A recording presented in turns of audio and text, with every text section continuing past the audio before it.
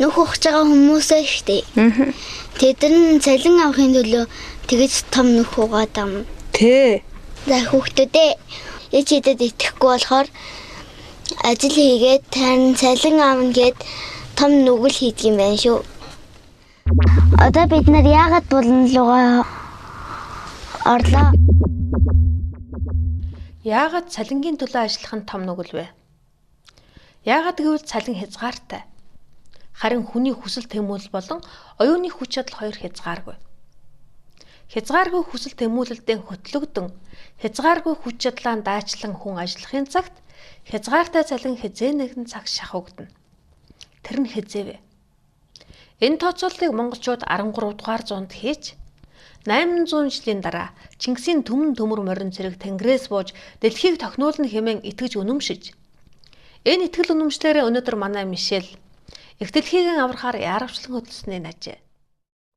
Би ээжидэд итгэдэг болохоор ээжидтэй олсон дэлхийг аврахын гэж бодчихсон чинь дэлхий муу болсон. Би тэгээд дэлхийг аврахын төлөө эдэрнийг ээжидэд зориулагдсан.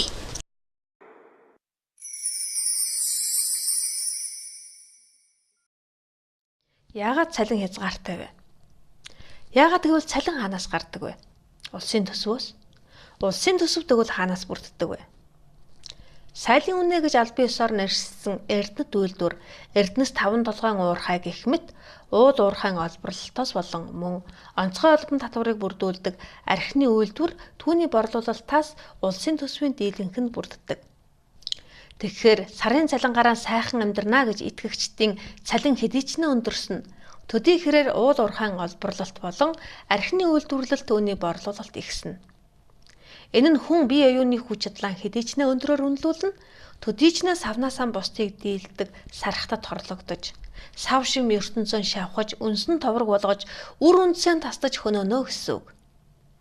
Тэгэхээр сарын цалингараа сайхан амьдрнаа гэдэг итгэл үнэмшил нь анхнаасаа алдаатай, буруу итгэл үнэмшил болох нь тогтогдлоо. Тийм учраас Бурхан багш буруу үзлийн нүглийн үрнэ сав ертөнцийн ариун гэгээн эрхэн бүхний эх ундрагыг тасна хэмээн айлдан болгоожээ.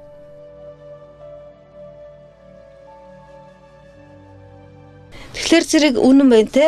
Буруу ингээд цалин авахгүй бол би амьдарч чадахгүй, өөрөөр амьдарч чадахгүйгээд өөрийгөө дорд үзэхлээр зэрэг сав ертөнцийн ариун гэгээ эрхэн бүхний эх ундрагыг таслана гэсэн байна шүү дээ. Тэр Бурханы номон дээр. Тэгсэн чинь тэр малчт ингээд уухсгүй болцсон байна. Малын бачааргүй болцсон байна. Хүмүүс нь тэгээд тэр шороод түрэнд нь өвдөө зовцсон байна. Жолооч нар нь тэрийг малчтыг зовоож байгаа жолооч нар нь бүр амар зовцсон байна.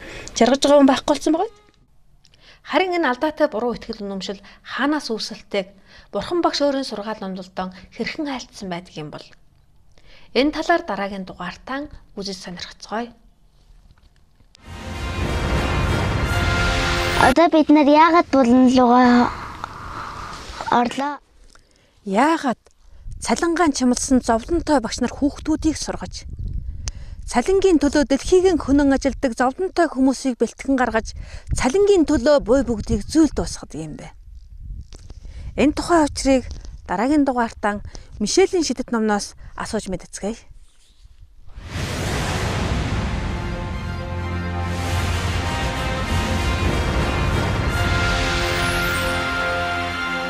Миний шидэт ертөнцөөр тавтай морил